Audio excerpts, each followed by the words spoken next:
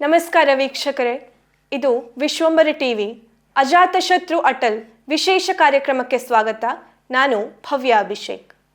ಅಟಲ್ ಬಿಹಾರಿ ವಾಜಪೇಯಿ ಅವರ 100ನೇ ಜನ್ಮದಿನ ಇವತ್ತು. ಭಾರತ ಕಂಡಂತಹ ಅದ್ಭುತ ರಾಜಕಾರಣಿ, ಅತ್ಯದ್ಭುತ ವಾಗ್ಮಿ, ಅಪ್ರತಿಮ ಸಾಹಿತಿ, ಅದ್ಭುತ ಸಂಘಟಕ ಅಟಲ್ ಬಿಹಾರಿ ವಾಜಪೇಯಿ ಭಾರತೀಯತೆಯನ್ನು ಆರಾಧಿಸಿದ್ರು, ಸಂಭ್ರಮಿಸಿದ್ರು. ಭಾರತದ ರಾಜಕಾರಣದಲ್ಲಿ ಯಾರಾದರೂ ಒಬ್ಬ ನಾಯಕ ಅಜಾತ ಶತ್ರು ಅಂತ ಹೆಸರಿನಿಂದ ಸಿಗ್ತಾನೆ ಅಂತಾದರೆ ಅದು ವಾಜಪೇಯಿ ಮಾತ್ರ ಆಗ್ಲಿಕ್ಕೆ ಸಾಧ್ಯ. ಇಂದಿನ ಈ ವಿಶೇಷ ದಿವಸದಲ್ಲಿ ವಾಜಪೇಯಿ ಅವರು ತಂದಂತಹ ಅದೆಷ್ಟೋ ಸುಧಾರಣೆಗಳನ್ನು, ಅವರು ಜೀವನದಲ್ಲಿ ರೂಢಿಸಿಕೊಂಡಂತಹ ಆದರ್ಶಗಳನ್ನು ನಾವು ಸ್ಮರಿಸಲೇಬೇಕು. ವಾಜಪೇಯಿ ಅವರ ರಾಜಕೀಯ ಜೀವನ, ಅರ್ಥಾತ್ ಅವರು ರಾಜಕೀಯಕ್ಕೆ ಹೇಗೆ ಬಂದರು, ಅವರು ಏನೆಲ್ಲ ಹೋರಾಟಗಳನ್ನು ನಡೆಸಿ ರಾಜಕೀಯಕ್ಕೆ ಬಂದರು ಅನ್ನೋದು ಎಲ್ರಿಗೂ ಸಾಮಾನ್ಯವಾಗಿ ಗೊತ್ತಿರುತ್ತೆ. ಆದರೆ ಇವತ್ತಿನ ಸಂಚಿಕೆಯಲ್ಲಿ ನಾವು ಅವರ ಕೆಲವೊಂದಿಷ್ಟು ಆದರ್ಶ ಎನಿಸುವಂತಹ ಸುಧಾರಣಾ ಕ್ರಮ ಹಾಗೆ ಅವರ ವ್ಯಕ್ತಿತ್ವದ ಕುರಿತು ನೋಡೋಣ.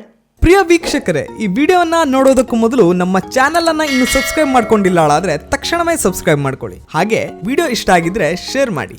1998ನೇ ಇಸ್ವಿಯಲ್ಲಿ ವಾಜಪೇಯಿ ಭಾರತದ ಪ್ರಧಾನಿಯಾಗಿ ಪ್ರಮಾಣ ವಚನ ಸ್ವೀಕರಿಸ್ತಾರೆ. ವಾಜಪೇಯಿ ದೇಶದ ಪ್ರಧಾನಿಯಾಗಿ ಅಧಿಕಾರ ಸ್ವೀಕರಿಸಿದ ಸಮಯದಲ್ಲಿ ಭಾರತದಲ್ಲಿ ರಾಜಕೀಯ ಅಸ್ಥಿರತೆ ಇರುತ್ತೆ. ಎಲ್ಲರಂತೆ ಪ್ರಧಾನಮಂತ್ರಿ ಆದ ಕೂಡಲೇ ಪ್ರಧಾನಮಂತ್ರಿ ನಿವಾಸದಲ್ಲಿ ಐಷಾರಾಮಿ ಜೀವನ ನಡೆಸುವಂತಹ ರಾಜಕೀಯ ಸ್ಥಿತಿ ಆ ಸಮಯದಲ್ಲಿ ಇರಲಿಲ್ಲ, ಅಸ್ಥಿರತೆ ಇತ್ತು. ಆ ಸಮಯದಲ್ಲಿ ರಾಜಕೀಯ ಸನ್ನಿವೇಶ ಹೆಂಗಿತ್ತು ಅಂತಂದ್ರೆ, ಜನಕ್ಕೆ ಸರ್ಕಾರದ ಮೇಲೆ ಯಾವುದೇ ರೀತಿ ನಂಬಿಕೆ ಇರಲಿಲ್ಲ, ಯಾವುದೇ ರೀತಿ ವಿಶ್ವಾಸ ಇರಲಿಲ್ಲ. ಇನ್ಫ್ಯಾಕ್ಟ್ ಅವರು ಸರ್ಕಾರಗಳನ್ನ, ರಾಜಕಾರಣಿಗಳನ್ನ, ಇಡೀ ರಾಜಕಾರಣವನ್ನೇ ವಿರೋಧಿಸುವಂತಹ ಸ್ಥಿತಿಯಲ್ಲಿದ್ದರು. ಅಷ್ಟರ ಮಟ್ಟಿಗೆ ರಾಜಕೀಯ ಅಸ್ಥಿರತೆ, ಅಷ್ಟರ ಮಟ್ಟಿಗೆ ಅಸಹನೆ ಜನರಲ್ಲಿ ಮನೆ ಮಾಡಿತ್ತು. ತುರ್ತು ಪರಿಸ್ಥಿತಿಯಂತಹ ಒಂದು ಬಹುದೊಡ್ಡ ರಾಜಕೀಯ ಸ್ಥಿತ್ಯಂತರದ ನಂತರ ಅಟಲ್ ಬಿಹಾರಿ ವಾಜಪೇಯಿ ಪ್ರಧಾನಮಂತ್ರಿಯಾಗಿ ಹುದ್ದೆಯನ್ನು ಅಲಂಕರಿಸ್ತಾರೆ. ಎಲ್ಲ ಅಸ್ಥಿರತೆಯ ನಡುವೆಯೇ ಪ್ರಧಾನಮಂತ್ರಿ ಆಗುವ ಒಂದು ಗಟ್ಟಿ ನಿರ್ಧಾರವನ್ನು ಅವರು ಮಾಡ್ತಾರೆ. ಪ್ರಧಾನಮಂತ್ರಿ ಆದ ನಂತರ ಅಟಲ್ ಜಿಗೆ ಸಾಕಷ್ಟು ಸವಾಲುಗಳಿರುತ್ತೆ. ಜನರನ್ನ ವಿಶ್ವಾಸಕ್ಕೆ ತೆಗೆದುಕೊಳ್ಬೇಕು, ತುರ್ತು ಪರಿಸ್ಥಿತಿಯಿಂದಾದ ಎಲ್ಲ ರೀತಿಯ ನಷ್ಟಗಳನ್ನು ತುಂಬಿಕೊಳ್ಬೇಕು, ಜನಪರ ಯೋಜನೆಗಳನ್ನ ಹೆಚ್ಚೆಚ್ಚು ತರಬೇಕು. ಇಡೀ ರಾಷ್ಟ್ರದ ಅಭಿವೃದ್ಧಿಯನ್ನ ಗಮನದಲ್ಲಿಟ್ಕೊಂಡು ಅವರು ಅದೆಷ್ಟೋ ಸವಾಲುಗಳನ್ನ ಎದುರಿಸಬೇಕಾಗುತ್ತೆ. ಒಂದು ಕ್ಷಣಕ್ಕೂ ಸಹನೆಯನ್ನ, ತಾಳ್ಮೆಯನ್ನ ಕಳೆದುಕೊಳ್ಳದೆ ತನ್ನ ಅಧಿಕಾರಾವಧಿಯಲ್ಲಿ ಅನೇಕ ಗಟ್ಟಿ ನಿರ್ಧಾರಗಳನ್ನು ಅವರು ತಗೊಳ್ತಾರೆ. ಜನರ ವಿಶ್ವಾಸವನ್ನು ಗಳಿಸ್ತಾರೆ, ಅನೇಕ ಜನಪರ ಕಾರ್ಯಗಳನ್ನು ತರ್ತಾರೆ. ಅನೇಕ ಜನಪರ ಯೋಜನೆಗಳು ಇಂದಿಗೂ ಪ್ರಸ್ತುತವಾಗಿದೆ. ಅಟಲ್ ಬಿಹಾರಿ ವಾಜಪೇಯಿ ಅವರು ತಂದಂತಹ ಅದೆಷ್ಟೋ ಜನಪರ ಯೋಜನೆಗಳು ಇಂದಿಗೂ ಪ್ರಸ್ತುತವಾಗಿವೆ. ಇಂದಿಗೂ ನಾವೆಲ್ಲ ಅದನ್ನ ಪ್ರಶಂಸೆ ಮಾಡ್ತಿದ್ದೇವೆ. ಒಂದರ್ಥದಲ್ಲಿ ಒಂದು ಕಾಲಕ್ಕೆ ತೀರಾ ಕೊಳಕಾಗಿದ್ದಂತಹ ಭಾರತದ ರಾಜಕೀಯಕ್ಕೆ ಹೊಸದೊಂದು ರೂಪ ನೀಡಿ ನೈತಿಕ ಮೌಲ್ಯಗಳನ್ನು ಧಾರೆ ಎರೆದು ಭಾರತದಲ್ಲಿ ಪ್ರಜಾಪ್ರಭುತ್ವ ಇಂದಿಗೂ ಜೀವಂತವಾಗಿರುವಂತೆ ಮಾಡಿದ್ದು ವಾಜಪೇಯಿ ಎಂದರೆ ಅದು ಖಂಡಿತವಾಗ್ಲೂ ಅತಿಶಯೋಕ್ತಿ ಎನಿಸೋದಿಲ್ಲ.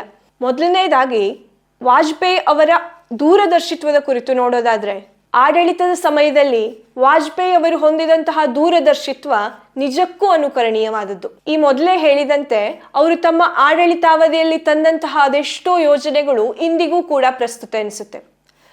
ವಿಜ್ಞಾನ, ತಂತ್ರಜ್ಞಾನ, ದೂರ ಸಂಪರ್ಕ, ಸಂವಹನ ವ್ಯವಸ್ಥೆ, ಹೀಗೆ ಪ್ರತಿಯೊಂದು ಕ್ಷೇತ್ರದಲ್ಲಿಯೂ ಅವರು ತಮ್ಮ ದೂರದರ್ಶಿತ್ವವನ್ನು ಬಳಕೆ ಮಾಡಿ ಎಂದಿನ ಕಾಲಕ್ಕೂ ಪ್ರಸ್ತುತವಾಗುವಂತಹ ಅನೇಕ ಯೋಜನೆಗಳನ್ನು ತಂದಿದ್ದಾರೆ. ವಾಜಪೇಯಿ ಅವರ ಕಾಲದಲ್ಲಿ ಭಾರತದಲ್ಲಿ ತಂತ್ರಜ್ಞಾನ ಹಾಗೂ ವಿಜ್ಞಾನದ ಅಪ್ರತಿಮ ಪ್ರಗತಿ ಸಾಧ್ಯವಾಗುತ್ತೆ. ಆ ಕಾಲಕ್ಕೆ ಭಾರತದಲ್ಲಿ ಅತಿ ಹೆಚ್ಚು ಯುವ ಶಕ್ತಿ ಇರುತ್ತೆ. ಯುವ ಶಕ್ತಿಗೆ ಆ ಕಾಲಕ್ಕೆ ಅತ್ಯಗತ್ಯವಾಗಿ ಬೇಕಾದದ್ದು ತಂತ್ರಜ್ಞಾನ ಹಾಗೂ ವೈಜ್ಞಾನಿಕ ಪ್ರಗತಿ. ಈ ಎಲ್ಲ ನಿಟ್ಟಿನಲ್ಲಿ ವಾಜಪೇಯಿ ಯುವ ಶಕ್ತಿಯನ್ನ ಕೇಂದ್ರವಾಗಿಟ್ಟುಕೊಂಡು ಸಾಮಾನ್ಯರಲ್ಲಿ ಅತಿ ಸಾಮಾನ್ಯರೂ ಸಹ ತಂತ್ರಜ್ಞಾನವನ್ನು ಬಳಸುವಂತಹ ಒಂದು ವ್ಯವಸ್ಥೆಯನ್ನು ತರ್ತಾರೆ. ಈಗ ಎಲ್ಲ ಕಡೆಗಳಲ್ಲಿ ಕಾಣಸಿಗ್ತಾ ಇರುವಂತಹ ಸುವರ್ಣ ಚತುಷ್ಪಥ ಯೋಜನೆಗೆ ನಾಂದಿ ಹಾಡಿದ್ದು ಇದೇ ವಾಜಪೇಯಿ. ಅಟಲ್ ಬಿಹಾರಿ ವಾಜಪೇಯಿ ಕೇವಲ ಮಹಾನಗರ, ನಗರಗಳನ್ನಷ್ಟೇ ಗಮನದಲ್ಲಿಟ್ಟುಕೊಂಡು ಸಂಪರ್ಕ ಸುಧಾರಣಾ ಕ್ರಮಗಳನ್ನು ಕೈಗೊಂಡಿಲ್ಲ.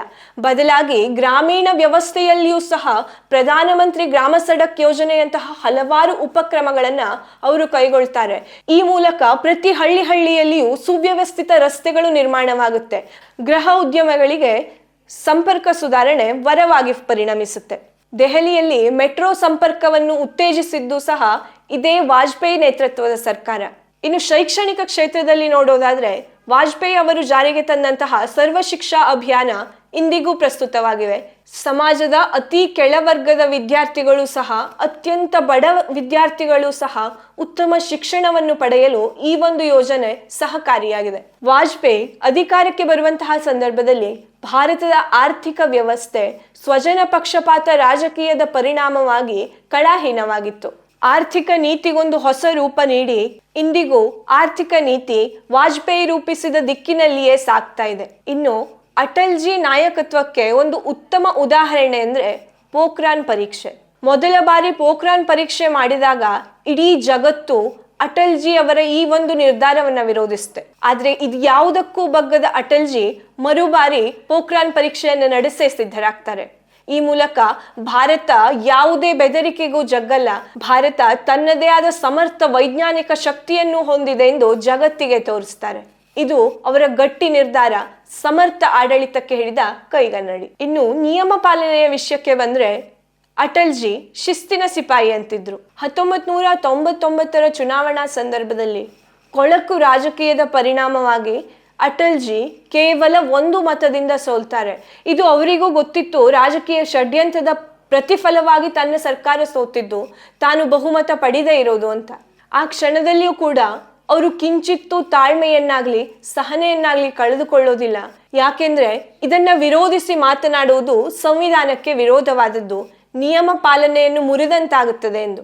ಕೇವಲ ರಾಷ್ಟ್ರದ ಒಳಿತನ್ನು ಮಾತ್ರ ಗಮನದಲ್ಲಿಟ್ಟುಕೊಂಡು ನಿಸ್ವಾರ್ಥ ನಿರ್ಣಯಗಳು ಇವರ ಆಡಳಿತದಲ್ಲಿರ್ತಿದ್ವು. ಅಟಲ್ ಬಿಹಾರಿ ವಾಜಪೇಯಿ ಭಾರತದ ವಿದೇಶಾಂಗ ಸಚಿವರಾದ ಸಂದರ್ಭ. ಒಮ್ಮೆ ವಿಶ್ವಸಂಸ್ಥೆಯಲ್ಲಿ ಅವರಿಗೆ ಭಾಷಣ ಮಾಡೋಕೆ ಅವಕಾಶ ಸಿಗುತ್ತೆ. ಆ ಸಂದರ್ಭದಲ್ಲಿ ಅವರು ಇಂಗ್ಲಿಷ್ ಬದಲಾಗಿ ಭಾರತದ ರಾಷ್ಟ್ರಭಾಷೆ ಹಿಂದಿಯಲ್ಲಿಯೇ ಮಾತನಾಡ್ತಾರೆ. ಈ ಮೂಲಕ ತನ್ನ ರಾಷ್ಟ್ರದ ಅಸ್ಮಿತೆಯ ಕುರಿತಾಗಿ ಅವರಿಗಿದ್ದಂತಹ ಅಭಿಮಾನವನ್ನ ಹೆಮ್ಮೆಯಿಂದ ವ್ಯಕ್ತಪಡಿಸ್ತಾರೆ. ಒಂದೇ ಮಾತಲ್ಲಿ ಹೇಳೋದಾದ್ರೆ ಉತ್ತಮ ರಾಜಕಾರಣಿ ಹೇಗಿರಬೇಕು ಅನ್ನೋದಕ್ಕೆ ಪರ್ಫೆಕ್ಟ್ ಎಕ್ಸಾಂಪಲ್ ಅಟಲ್ ಬಿಹಾರಿ ವಾಜಪೇಯಿ ಬಿಟ್ರೆ ಬೇರೆಯವರಿಲ್ಲ. ಈ ನಿಟ್ಟಿನಲ್ಲಿ ಭಾರತವನ್ನ ಆಳಿ ಹೋದಂತಹ, ಭಾರತದ ಸುಧಾರಣೆಯ ಪರಿವರ್ತನೆಯ ಶಿಲ್ಪಿಯಾದಂತಹ ಅಟಲ್ ಬಿಹಾರಿ ವಾಜಪೇಯಿ ಅವರ ಆದರ್ಶ ನಮ್ಮ ದಿನನಿತ್ಯದ ಜೀವನದಲ್ಲಿಯೂ ಅಳವಡಿಕೆಯಾಗಲಿ, ನಮ್ಮ ದೇಶದಲ್ಲಿರುವ ಎಲ್ಲ ರಾಜಕೀಯ ನಾಯಕರ ರಾಜಕಾರಣದಲ್ಲಿ ಅನುಸರಿಸಲ್ಪಡಲಿ. ಇದಾಗಿತ್ತು ಇವತ್ತಿನ ವಿಶೇಷ. ನಮಸ್ಕಾರ.